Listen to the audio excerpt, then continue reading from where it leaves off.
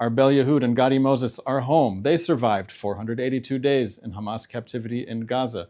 5 Thai nationals were released after 482 days in Hamas captivity in Gaza. Yes, Hamas held people from Thailand in its underground terror dungeons.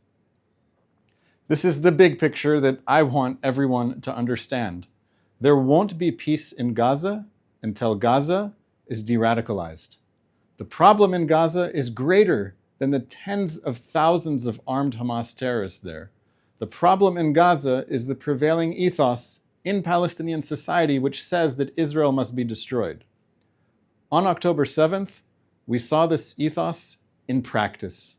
In addition to the 3,000 Hamas terrorists who invaded Israel from Gaza on October 7th, thousands more civilians from Gaza followed Hamas into Israel and carried out barbaric atrocities, and thousands more civilians in Gaza celebrated in the streets as Hamas terrorists returned with hostages. A majority of Palestinians thought that the October 7th massacre was a good idea, according to the leading Palestinian pollster Khalil Shikaki. Hamas took the hostages and held them in tunnels, but some hostages were held in civilian homes. In some cases, civilians in Gaza kept hostages as slaves. Gazan society is a sick society. The children of Gaza will not have a better future as long as they are governed by the Hamas terrorist army and raised by parents and teachers who support war against Israel until Israel is destroyed.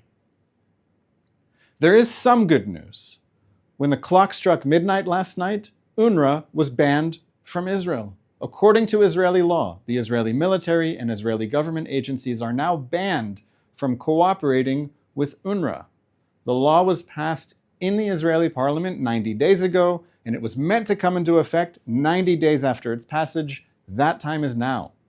The reason for the ban is that UNRWA is a Hamas front organization. UNRWA guys and Hamas guys are the same guys. Among the Hamas terrorists who invaded Israel on October 7th were UNRWA employees.